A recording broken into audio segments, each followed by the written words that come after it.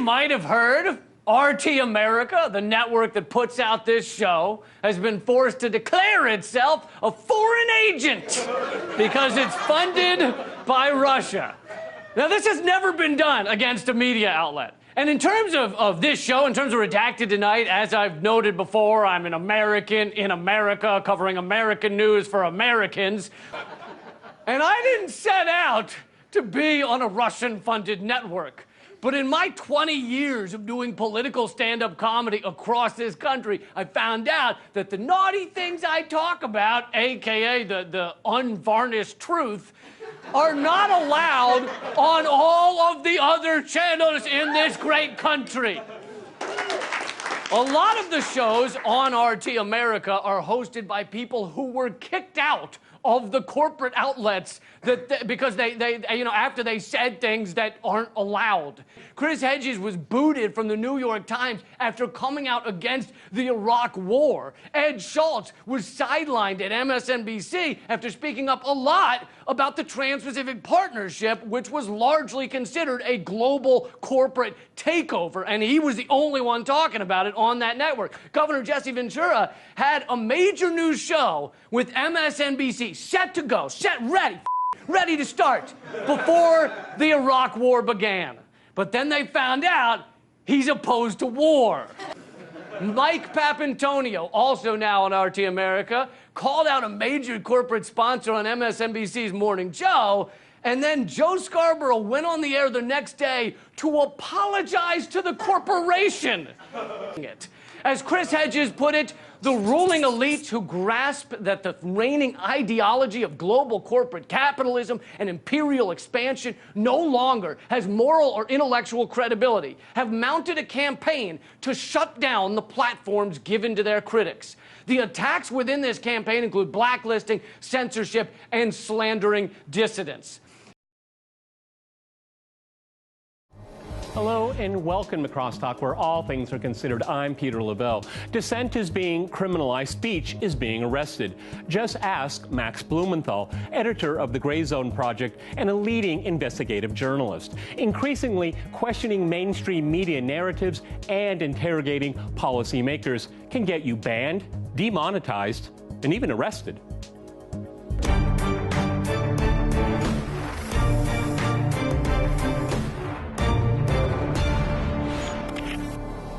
Cross-talking speech freedom, I'm joined by my guest, Ray McGovern in Raleigh. He is a former CIA analyst and co-founder of Veteran Intelligence Professionals for Sanity. In Washington, we have Garland Nixon. He is the co-host of the Sputnik radio show, Fault Lines with Nixon and Stranahan. And in Pittsburgh, we cross to Dan Kovalik. He is an adjunct professor of law at the University of Pittsburgh, as well as author of The Plot to Overthrow Venezuela, How the U.S. is Orchestrating a Coup for Oil. There's an expression, the pen is mightier than the sword. Now, the U.S. government and the mainstream media have collected all the pens that they can, but they couldn't get Max Blumenthal's or Aaron Matei's pens. Now, this is a terrific encouragement to old guys like me, because the younger generation, half my age, are coming into their own. They will not be stifled. They will not be discouraged. So what do they pay? Well, they pay the price of being arrested and held in, I've been in those jails, D.C. jails overnight, 2 nights. Now, what's this all about? Well, it's intimidation, pure and simple. What people don't know is that on the 15th of October, John Kiriakou was given the same treatment, okay? Squads of police cars, a bunch of people shackled and all that stuff.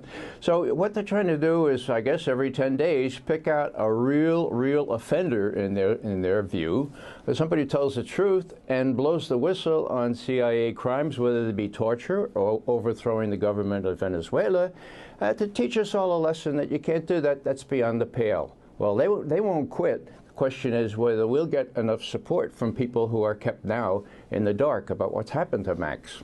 A lot of people will talk about, Assange or Max Blumenthal and say, why aren't the other journalists standing up for them? Because eventually they're next. Well, the reality is what we have now that's passing as journalism isn't next. You're not going to be next if you are spouting, if you're espousing the premises that the deep state wants you to espouse, you're not going to be next. There was no need to do it as a police matter. Again, this is a 5-month-old misdemeanor warrant that they acted upon, and as you said, they surrounded his home. They threatened to knock down his door if he didn't come out. He was arrested. He was shackled. He was held incommunicado for 36 hours, not even able to call his own lawyer.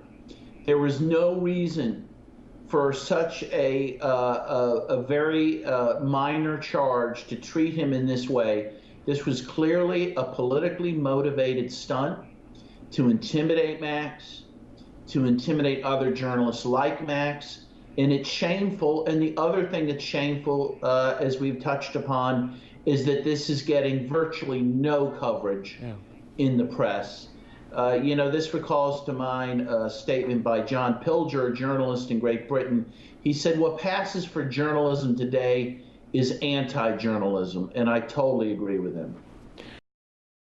I think the reason why, I have such an affinity for you, or I'm drawn to you as a broadcaster and a person, is because I think I have the similar experience, right? I just thought, well, if I show them, I had the similar experience with Russiagate, and now it's with Trump. Well, if I show them what gave us Trump, they'll all wake up to it, and they'll all realize, oh, so if we get rid of Trump, we still have the same problem? You mean Barack Obama wasn't a good alternative to Mitt Romney? In fact, he was just Mitt Romney? Yes. Exactly. So that's the problem. So I feel, and by the way, this message not welcomed. The message of Russiagate is just it's made up by the intelligence community to control a president who they see as rogue and an unfit steward of imperialism, and it certainly helps cover up the corruption inside the Democratic Party. They never have to do an autopsy. It gets clicks for the media. It's the perfect storm. But I actually think the larger population has no idea what we're even talking about. Of course, because people on the news don't tell them what we're talking about, Dylan. But I'm saying the people on the news don't know what we're talking about. It's not. In other words, when you look at the number, if you did a survey of all the anchors and reporters at all the networks in America, right, and asked them to what is a Wahhabi, what is no idea. Right. Well, in fact, that's not a conspiracy of malice. That's a conspiracy of ignorance. But that's so same consequence. So two things. A, to prove your point, we just showed a video where a CBS reporter asked Tulsi Gabbard, "What do you mean when you say regime change war?" She literally, that was a question, and Tulsi laughed at her face and so the second point is I was at this symposium, whatever, with a bunch of journalists, Emmy Award-winning people from NBC and CBS and the New York Times, and we're at this high status. And I got invited by mistake, and so I'm on this panel, and the guy says to me, and I'm like, you all are pro-war. That's why you work at these places. And he's like, have you ever been in an editorial meeting? That's not how we think. That's not how we talk. I go, no, I've never been in one of those editorial meetings. And you know why? Because you've been groomed since you were in kindergarten to sit in that editorial meeting, and I've been weeded out. Sure. Because I don't think like you. You think like everyone else who gets hired at these news organizations. I think different, so I'm not hired at that news organization. Don't you? Did those people not read manufacturing consent? Definitely not. They definitely did not read manufacturing. Of course not. So people who are in the media today and paid hundreds, millions of dollars never read manufacturing consent? I mean, I'm not going to say every single one of them, but largely no. Remember, television, with some notable exceptions, and there are some, but television as a general platform attracts people that want to be on it. Yes. And people that want to be on television tend, when the priority is to be good on television, to look good. Mm-hmm. That's what that means. To be pretty, to be handsome, to be funny, to be attractive. Right. At its most superficial level. Yes. When the bias is to be attractive, however that is, right? Mm-hmm. Then the selection process for the most attractive people to be the face of that information is not prioritizing any sense of awareness. And so you have a lot of interns that come in, they're 22 years old, they have the access, and then some percentage of those interns end up as reporters on television, and some percentage of those reporters on television end up as anchors on television, and some of those people that end up as anchors on television find themselves with huge platforms on places like CBS asking Tulsi Gabbard, what does she mean when she says regime change? Because nothing about the entire progression of the career was predicated on any familiarity with anything in the economic system or at the root of the political or social system. The entire thing was predicated based on a skill addressing a camera, looking attractive, and in speaking in a way that is well enunciated with a good vocabulary. And so when it's the same thing with our politicians, we have a system for politicians that selects for the person who's the best at raising money and assassinating other people's character. Right.